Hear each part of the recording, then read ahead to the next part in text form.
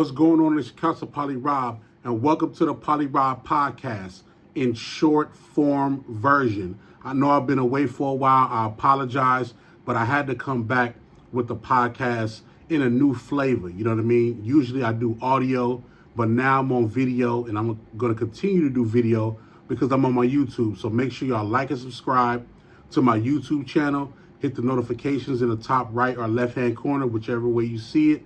And yeah, Poly Rob Podcast is back.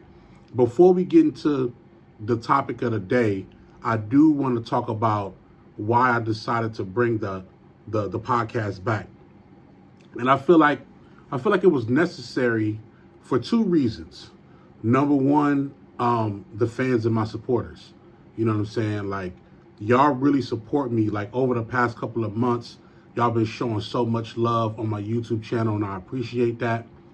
And then on top of that, not to mention some of my friends and family, you know, they've been asking me about it. And then one of my colleagues actually said something that was very, very true. And I thank her for that. She was saying, like, okay, on top of you doing what you're doing with music production, you know, engineering, you know, just being in your career, you've developed different IPs. You develop different things, a part of your brand and a part of the local astronauts brand that just needs to keep going. You know what I mean? She was like, I'll give you an example. And she talked about my podcast. She was like, you know, I love what you do with your podcast because it's a mixture between talking about the music industry, talking about my personal life, and, you know, everything that comes in between. And it's directed, like, really for me, and I hope the people who listen to it get something out of it. But she was saying you can't stop your IPs. You can't stop the things that you create and then you just throw it to the side and then just start doing something else. So she was like, even if you modify the podcast in a different way, it's still the podcast. It's still giving you and the fans the experience and the lifestyle and everything in between. And she was right. I'm just gonna keep it 100. She was right. And I had to get my head out my ass and I had to figure out how to bring it back. So what I'm doing with the Poly Rob podcast is similar to what I do with the news updates. Just instead of me doing an entire episode that'll probably be, you know, an hour or so, I'm going to break down my podcast into specific topics. You know, each video is going to be a specific topic, which I feel like is much, much better. You know what I mean? Because I get to talk about that topic, hear what you guys think. You know what I'm saying? You know, read some of the comments as well. I'm going to start to do that as soon as I figure out that system. And then, you know, that's just how I'm going to roll it out. You know what I mean? It will start to be on audio, on Spotify, podcasts, on Apple Podcasts and SoundCloud and things like that later on. Right now, I just want to get into the flow of just doing the podcast content, and I hope y'all enjoy. You know what I'm saying? So I appreciate that. A really quick update. Actually dropped, we dropped a new single, and then we also dropped the EP. So the new single that we dropped, which is actually today, is called Long Route Home, which is, it's an artist by the name of Flea Lord, you know what I'm saying, coming out of New York. So shout out to Flea Lord, that's my guy. Really dope record. It's produced by local astronauts, and on the hook is Washe Choir. You know, shout out to Washe, you know what I'm saying? My local astronaut brother, he did his thing. So make sure y'all go stream that. I'm going to start to put, you know, short little commercials of the records that we do release, you know, and then other records that I feel like I may like if I get a sponsorship or whatnot. But you guys will know about the new projects that we got coming via my YouTube channel. Also, on February 4th, we put out a short EP by my guy Damo. Shout out to Damo. You know, Damo BBE. His company is Black Bank Entertainment. So we came together and put together a EP called 12:30 a.m. You know, and 12:30 a.m. is pretty much, it's the time where everybody at the club, everybody doing something that they're not supposed to be doing, that's the time that they do it. You know what I mean? So that's what the whole project is about. It's out right now on Spotify, Apple Music. Go run it up. Go run the streams up on that. Go run the streams up on Long Route Home. Okay, I got that out the way. How y'all doing? I love y'all. Let's get into this Kendrick Lamar interview with Apple Music. Excuse me, I didn't grab my water. Let's get into this interview. We got to. Now, a lot of people be like, I be talking about Kendrick a lot on my YouTube. And yes, I do. You want me to be mad about that? You want me to change it up? I'm not. It's dope hip hop. I'm going to talk about it.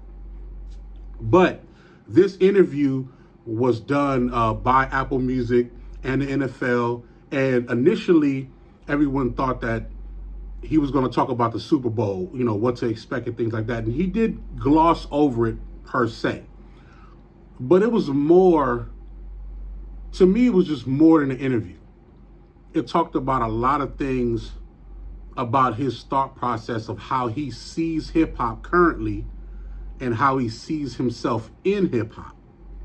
Now, this interview was narrated and navigated by Nadeska and Ebro from Hot 97. You know what I mean? And they did a good job. They actually really did a good job of asking the right questions, making sure that the questions are not so broad, but they do have a specific like context to it. But it also allows K. Dot to kind of just, you know, get into his brain and just whatever his answer is, it's a fully thought out answer. I also love the fact that they gave him time to sit, think about his answer, and then answer it. The crowd was, in my opinion, was very dull, but I think that was important. I think that there was probably some people behind the scenes that was running the production, just telling people to kind of, you know, keep it down so they can get through the interview. And I respect that. I think that that's good because what he was saying, I did not want people to interrupt it. I wanted to really hear what he was talking about. So, you know, they started to go into, you know, his success this year. They skimmed through the Grammys. You know, I talked about the Grammys already, so there's no need to explain that. They also glossed over GNX, the album, the energy behind releasing this album. And I love the way that they kind of caught the energy that Kendrick was on in terms of the album. Like he wanted to make records that sounded like what his culture was in Los Angeles. And I remember Ebro, he was referencing like, yo, it sounds really Ice Cube, America's Most Wanted feel. It sounds really like old school LA gritty. And he was right. He was right, because a lot of records references, you know, the energy, like, you know, Tupac with Reincarnated, you know what I'm saying? Even Whacked Out Murals sounds like a Ice Cube type record where he goes down the rabbit hole of why people despise you and how you really need to just brush it off your shoulder. Brush it off your shoulder, because it's going to happen. And I think that's the context of what Whacked Out Murals, the first song on Kendrick's album, was about. You know, records like Man at the Garden. You know what I mean? Man at the Garden is actually my favorite record on the project. And he was just talking about, he said this one thing that really, really stuck with me. And I think this is fire. He was saying, like, the people that he grew up with and some of the OGs and things like that, he wants to provide a voice for them in this context. He's saying, like, you know, when you have like OGs in your life or people in your life that are not receptive to having real intellectual conversations, that may not be their thing. They wanna express how they feel. They just don't know how. There's some people on this earth that when they express themselves with their hands. Some people express themselves through anger. Some people express themselves through empathy, whatever. But for a lot of his people, they don't know how to express themselves. So he uses his music to help people understand where these men and women are coming from. Because he understands where they're coming from, and they can't necessarily say it themselves because people may think that they're weak or that they're vulnerable. You know what I mean? They're in circumstances where they can't afford that. They can't afford that emotional duress. So he's creating music to represent them and letting people know how these people feel, because they're human beings like we are. They just have a different way of expressing themselves. And I felt like that was one of the best things I probably ever heard in music in general, all genres, because we all try to be a reflection of something, For me, I'm a reflection of living on both coasts, living in Brooklyn, living in Inglewood. I'm a reflection of a kid who had both parents in the household, but also went through hardships. I'm a reflection of music emotionally guiding me through my life and also helping me through my journey.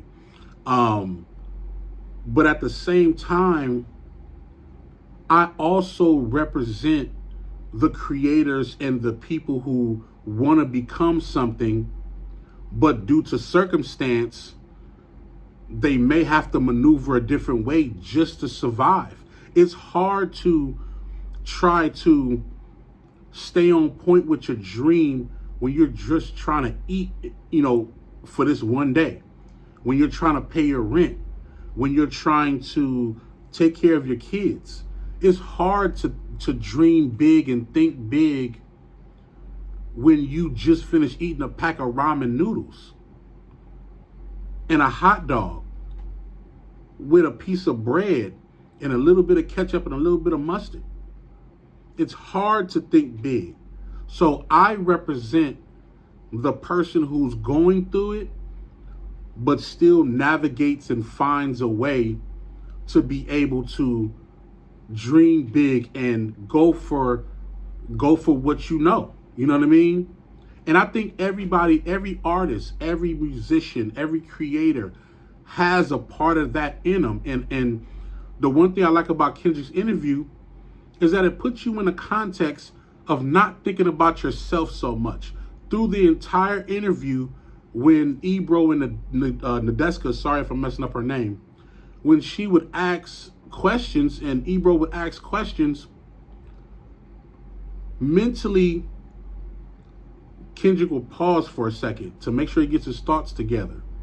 But in his response, he would literally mention other people who's helped him on his road to success and are still helping him before he fully answers the question. It's like he makes sure, he makes it his duty to mention people who was on his journey to who he is. And I think that's so needed in hip hop. I think that's so needed in hip hop. There's so many artists that have gone through things and a lot of people help them. And then when they get on the radio or when they get in these interviews, the first thing that they say is, I did it myself. I did it all by myself. Nobody helped me. Everybody was hating. I did it myself. That's not true. You had people on your journey. Kendrick Lamar constantly mentions the things that he watched, the things that he indulges in. And this is his first interview since the GNX album.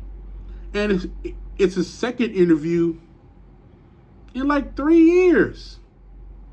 We don't get this side of Doc. We don't get this side of him being able to tap into his brain, and he gave us that. I know everybody was trying to listen for the Drake beef or listen for what records he gonna do on the Super Bowl, but that's not what the interview was about.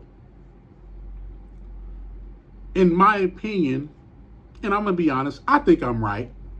In my opinion, I think PG Lang, Kendrick Lamar, Apple Music, the NFL did this interview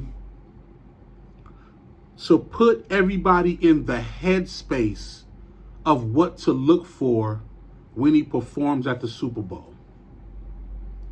I believe through this interview, it helps you get in the right headspace and the right context of how he's going to approach his performances in the Super Bowl, in his tour, and just indefinitely.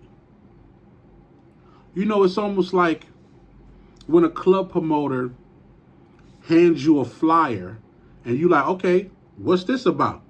And he goes into this whole spiel of, yo, it's a club event, you know what I'm saying? It's gonna have hookah, it's gonna have this, it's gonna have that, you know what I'm saying? The night is gonna be dressed up as like semi-casual. He's getting you in the headspace to not just want to go, but know how to come to the event. Know how to bring the proper energy to the event. So I think Kendrick was putting everybody in the right headspace. He said things like understanding and respecting the culture. He said terms like authenticity. He said things like respecting the ones who came before us. He's getting us ready for his performances and also getting us ready to what the future of hip hop needs to be, whether you believe it or not, whether you want hip hop to be preserved or not. He's getting ready for a performance that, in my opinion, is going to change the way the world looks at hip hop music. The way the world looks at rap music. The way the world looks at cultured hip hop music. The interview's not long, probably like 30, 35 minutes. But it said so much. It says so much. Last thing I want to talk about before I go about this interview. So they had 3 questions that 3 different fans in the crowd asked. I'm not going to go through all 3 questions, but I will go through the last question that this one kid asked. And it was funny because when the kid got up, Dot, first thing he did, he smiled and he said, "Oh, that's an artist right there." I don't know who that kid was. I don't even know if Dot met that kid yet. But as soon as the kid stood up, and go watch it, as soon as he stood up, Dot smiled because it was almost like he's seen a part of himself in that kid that was about to ask that question. That's what we need in hip hop, man. We need that. We need that energy. When you see yourself in somebody else, say something. Introduce yourself. Say hi. Like, I've done it plenty of times. If I see somebody who's performing, or even just a kid that's at 7-Eleven and they talking trash or whatever, I'll tap them and be like, "Hey, yo, you swagging, bro."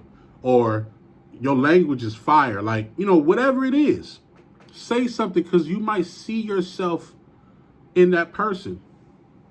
A couple of times I've definitely, you know, tapped the kid on the shoulder and said, "Hey, you about to be something special, bro. I don't know. I'm just telling you, you're about to be something special." I don't just do that to my kids. I do that to other kids that I may see something in them. Let's continue to do that. So this kid asked the question. He said, "What do you do to keep yourself," and I'm paraphrasing because I forgot exactly what he said, but he pretty much was along the lines of, "What do you do to navigate yourself through the industry to make sure that you stay grounded?" And Doc paused for a second. And he was like, "Let me tell you something about authenticity." And he went into this whole speech about how being authentic in your true self is the key to being great. It's not about chasing a trend. It's not about trying to do something that you've seen work before. It's about being authentically you and finding out what works for you. When I tell you how quiet that place was, and this is like the last thing that he asked. This is the last question of the night. How quiet that stadium was and how much those words were resonating with people. It was fabulous. It was fabulous. I'm not gonna lie. And I even took it to heart as well. Now, listen. Hip hop has a new leader, y'all. And we should all be excited. We should be excited. I'm going to have another blog which talks about some of our top elites in the game right now and where I think hip hop is going, but that's for another situation. But I did want to explain this interview because I think that anybody who's aspiring to be anything creative should watch that interview, should take notes. I think he prepared us for not just the Super Bowl. I think he prepared us for something great in the future to look forward to musically. And I'm going to have my hot wings, my tater skins, my ranch and my, celery and carrots. I'm going to have it ready to go for Super Bowl. I'm going to have it ready to go. And I'm going to place my bets on Prize Picks. I'm sorry. I'm going to get it done. Prize Picks, y'all owe me a sponsorship. Let me know what y'all think about that interview with Apple Music and Kendrick Lamar. And let me know if there were some things that you feel like he should have covered that he didn't cover. You know what I mean? I appreciate y'all. Y'all done almost got me to 1,100 subscribers. Let's keep it going. Keep it going. Tell a friend. Tell a friend. And let's have these conversations. You know what I'm saying? I'm going to start to bring certain comments that you guys comment on my videos. I'm going to, put it in a video and I'm going to respond to it, because although I respond to every comment that's on my page, I do want other people that may not be in the comments to see, what you guys have been saying. And I definitely want to respond back to it for sure. I appreciate y'all. This is what it is, man. The Poly Rob podcast in short form. We're going to keep it rocking, y'all. You already know what it is. Workload.